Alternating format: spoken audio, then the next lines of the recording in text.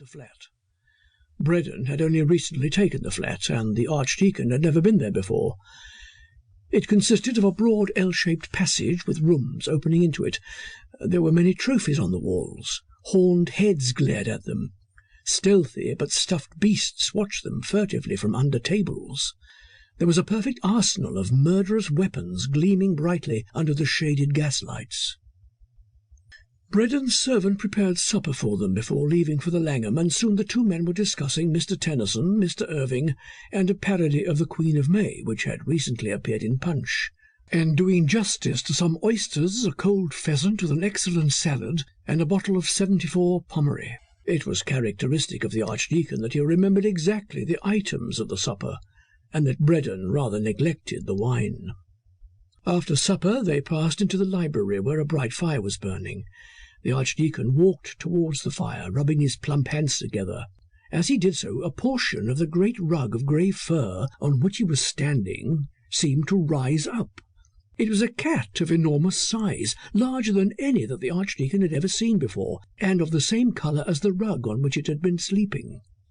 It rubbed itself affectionately against the Archdeacon's leg, and purred as he bent down to stroke it. "What an extraordinary animal," said the Archdeacon. "I had no idea cats could grow to this size. Its head's queer, too. So much too small for the body." "Yes," said Braddon, "and his feet are just as much too big."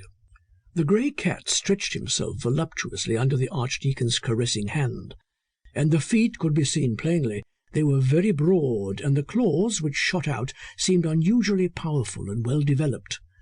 The beast's coat was short, thick, and wiry. "Most extraordinary," the Archdeacon repeated.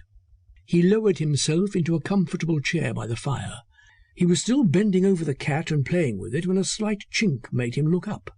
Braddon was putting something down on the table behind his liquor decanters. "Any particular breed?" the Archdeacon asked. "Not that I know of. Freakish, I should say. We found him on board the boat when I left for home. May have come there after mice. He'd have been thrown overboard but for me. I got rather interested in him. A smoke?" "Oh, thank you." Outside, a cold north wind screamed in quick gusts. Within came the sharp scratch of the match on the ribbed glass as the Archdeacon lit his cigar, the bubble of the rosewater in Braddon's hookah, the soft step of Braddon's men carrying the Archdeacon's luggage into the bedroom at the end of the L-shaped passage, and the constant purring of the big grey cat. "And what's the cat's name?" the Archdeacon asked. Braddon laughed.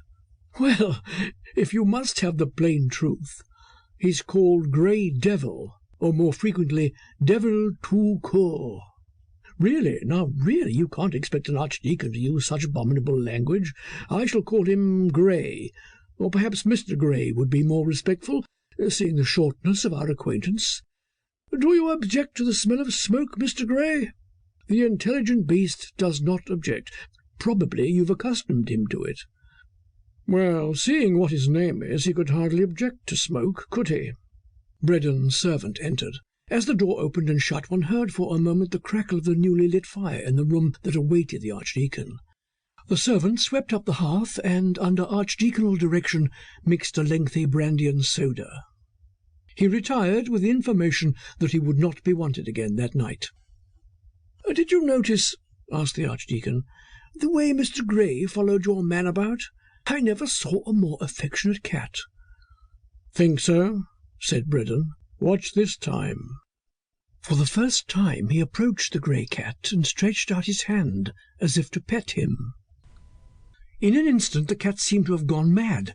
Its claws shot out, its back hooped, its coat bristled, its tail stood erect, it cursed and spat, and its small green eyes glared. But a close observer would have noticed that all the time it watched not only Braddon, but also that object which had chinked as Braddon had put it down behind the decanters. The Archdeacon lay back in his chair and laughed heartily. "What funny creatures they are, and never so funny as when they lose their tempers. Really, Mr. Grey, out of respect to my cloth, you might have refrained from swearing like that. Poor Mr. Grey, poor puss." Braddon resumed his seat with a grim smile. The grey cat slowly subsided, and then thrust its head as though demanding